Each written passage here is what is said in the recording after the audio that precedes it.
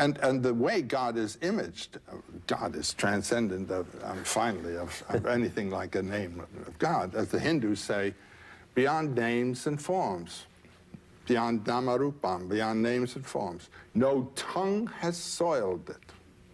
No word has reached it. But Joe, can Westerners grasp this kind of mystical, trans-theological experience? It does transcend theology. It leaves theology behind. I mean, if you're locked to the image of God in a culture where science determines your perceptions of reality, how can you experience this ultimate ground that the shamans talk about? The best example I know in our literature is that beautiful book by John Neihart called Black Elk Speaks. Black Elk was? Black Elk was a young Sioux, or Dakota as it's also called, boy around 9 years old before the American cavalry had encountered the Sioux. They were the great people of the plains. And this boy became sick. His psychologically sick, his family. I'm telling the typical shaman story.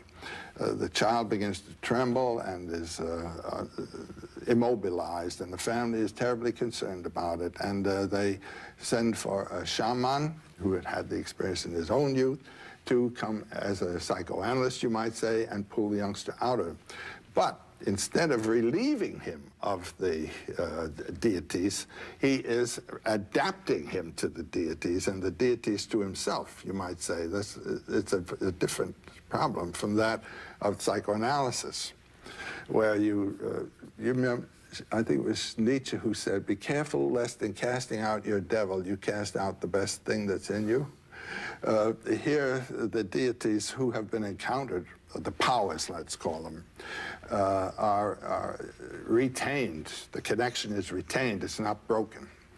And these men then become the spiritual advisors and gift givers of their people. Well, what happened with this young boy, he was about 9 years old, was he had a vision, and the vision is described, and it's a vision prophetic of the terrible future that his tribe was to have. But it also spoke of the possible positive aspects of it. It was a vision of what he called the hoop of his nation, realizing that it was one of many hoops, which is something that we haven't all learned well enough yet. And the cooperation of all the hoops of all the nations in grand processions and so forth. But more than that, it was an experience of himself as going through the realms of spiritual imagery that were of his culture and assimilating their import. And it comes to one great statement, which for me is a key statement to the understanding of myth and symbols. He says, I saw myself on the central mountain of the world, the highest place. And I had a vision, because I was seeing in a sacred manner, of the world. And the sacred central mountain was Harney Peak in South Dakota. And then he says, but the central mountain is everywhere. That is a real mythological realization. Why? It distinguishes between the local cult image, Harney Peak, and its connotation, the center of the world. The center of the world is the hub of the universe, axis mundi, you know, the central point, pole star around which all revolves. The central point of the world is the point where stillness and movement are together. Movement is time, stillness is eternity, realizing the relationship of the temporal moment to the eternal, not moment, but forever, is the sense of life.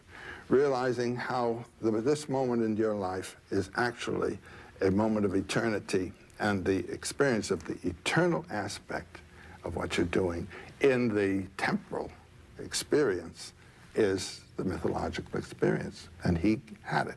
So is the central mountain of the world Jerusalem, Rome, Benares, Lhasa, Mexico City, you know?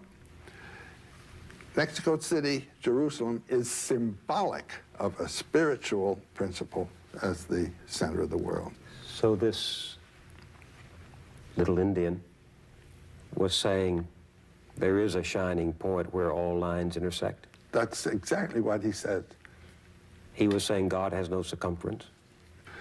God is an intelligible sphere, that's say a sphere known to the mind, not to the senses, whose center is everywhere and circumference nowhere. And the center, Bill, is right where you're sitting, and the other one is right where I'm sitting.